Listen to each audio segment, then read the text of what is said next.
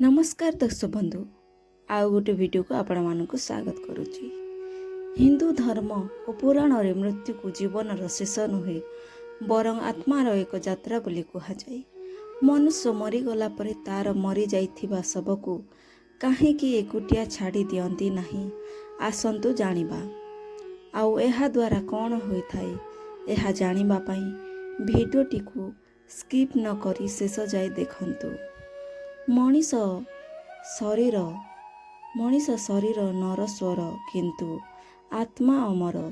सेही पाई कौनसी मनीष मरीगले तांको शव को एकुटिया छड़ा जाए नहीं। एहा पछरे धार्मिक विश्वास पौराणिक कथा ओ आध्यात्मिक भावना रहिछि। एही विषय रे गरुड़ पुराण रे अनेक कथा वर्णना करा जाइछि बा उल्लेख मिले। एही विषय रे आसंतु जानिबा। पुरातन समय रे कहानी काशी नगर रे धर्मदास नामक जणे सत्यवान व्यापारी रहुतिले। से बहुत दयालु और भगवानंक भल भक्त थिले। से गरीब मानंको साहाय्य करुथिले ओ सदा सत्यर पथरे चालुथिले।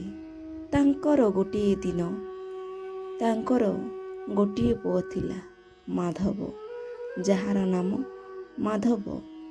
दिने धर्मदासंक बहुत असुस्थ होई पड़िले। गाँर वैद्य माने चिकित्सा कले किंतु तांको अवस्था भल हैला नाही। शेषरे से भगवानंक नाम नहीं शेष प्राण बा शेष निश्वास त्याग कले। घरे कांदनर परिवेश सृष्टि कला। पड़ोशी और आत्मीय माने घर को आसिले। धर्मदासंक शरीर को भूमि रे पकईबा सुआई दिया गला। तांको मुंड पाखरे दीप जला जाइथिला और तुलसी पत्र रखा जाइथिला। माधव देखी जे घरर वृद्ध माने काहाकू मध्य सब पाखकू दूरेबाकू देउ नथिले। सबुबेले केही ना केही सब पाखरे बसी राम नाम जप करुथिले। एहा देखी माधव आश्चर्य होइगला।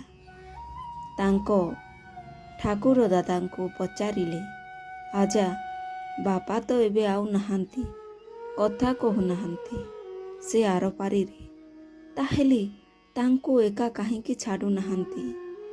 एहा सुनी तांको दादा गंभीर स्वर रे कहिले, बापा मृत्यु परे आत्मार तुरंत दूर को जाई न थाए। पुराण अनुसारे किछि समय पर्यंत आत्मा निज शरीर और परिवार पाखरे घूरी बुलु थाए।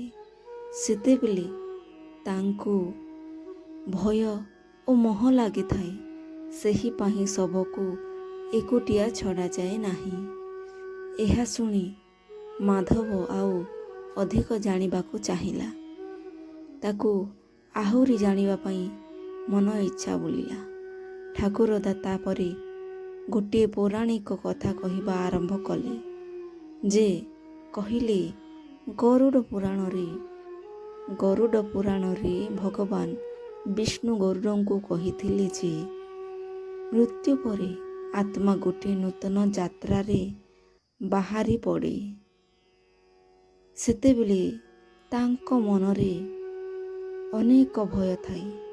जदि सबको एकुटिया छाड़ी दिया जाए तेबे खराब शक्ति ओ नकारात्मक आत्मा माने सेठारे आसी पारंती। सेथिपाई परिवार लोके दीप जलाई भगवानंक नाम ने सब पाखरे रुहंती।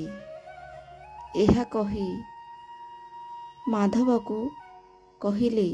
से आउ कहिले, पुराण रे एहा मध्य कहा जाइछि जे जेतेबेले मनीष मरे ୟମଙ୍କ ଦୂତମାନେ ଆତ୍ମାକୁ ନେବାକୁ ଆସନ୍ତି। ସେତେବେଳେ ପରିବାର ଲୋକ ରାମ ନାମ କିମ୍ବା ଭଗବାନଙ୍କ ନାମ ଜପ କଲେ ଆତ୍ମାକୁ ଶାନ୍ତି ମିଳେ ଓ ସେ ଭୟମୁକ୍ତ ହୁଏ। ଏହା କହି ମାଧବ ଧ୍ୟାନ ଦେଇ ସବୁ କଥା ଶୁଣୁଥିଲା ଯେ ସେ କହିଲେ, ରାତି ହୋଇଗଲା। ଘରର ସମସ୍ତେ ଶବ ପାଖରେ ବସି ଭୋଜନ କରୁଥିଲେ। କେହି ମଧ୍ୟ ଘୁମୁନଥିଲେ। ମାଧବ ଦେଖିଲା ଯେ ପରିବେଶରେ ଗଭୀର ଶାନ୍ତ ରହିଛି। ସେହି ସମୟରେ ଘରକୁ ଜଣେ ସାଧୁ ଆସିଲେ। ସେ କହିଲେ, ମୃତ ଶରୀର ପାଖରେ ଦୀପ ଜଳାଇବା ଓ ଭଗବାନଙ୍କ ନାମ ନେବା ଆତ୍ମାକୁ ସଠିକ୍ ପଥ ଦେଖାଏ। ଯେପରି ଅନ୍ଧକାରରେ ଦୀପର ଆଲୋକ ଦିଏ, ସେହିପରି ଭଜନ ଓ ପ୍ରାର୍ଥନା ଆତ୍ମାକୁ ଶାନ୍ତି ଦେଇଥାଏ। ଏହା ସାଧୁ ଆଉ କହିଲେ, ପୂର୍ବକାଳରେ ସେତେବେଳେ ଭୀଷ୍ମ ଶରଶଯ୍ୟାରେ ଯେତେବେଳେ ଥିଲେ, ସେତେବେଳେ ପାଣ୍ଡବମାନେ ତାଙ୍କୁ ଏକା ଛାଡ଼ି ନଥିଲେ। ସେମାନେ ତାଙ୍କ ପାଖରେ ରହି ଧର୍ମ ଓ ଜ୍ଞାନର କଥା ଶୁଣିଥିଲେ। କାରଣ ଶେଷ ସମୟରେ ସାଥିତ୍ୱ ଓ ଭଗବାନଙ୍କ ନାମ ଆତ୍ମାକୁ ଶକ୍ତି ଦିଏ।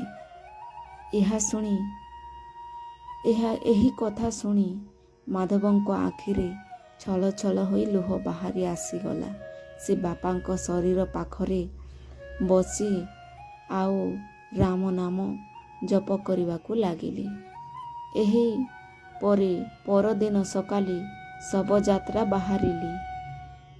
ସମସ୍ତେ ରାମ ନାମ ସତ୍ୟ ହେ ବୋଲି କହିଲେ। ସମସ୍ତେ ରାମ ନାମ ସତ୍ୟ ହେ ବୋଲି ଉଚ୍ଚାରଣ କରୁଥିଲେ।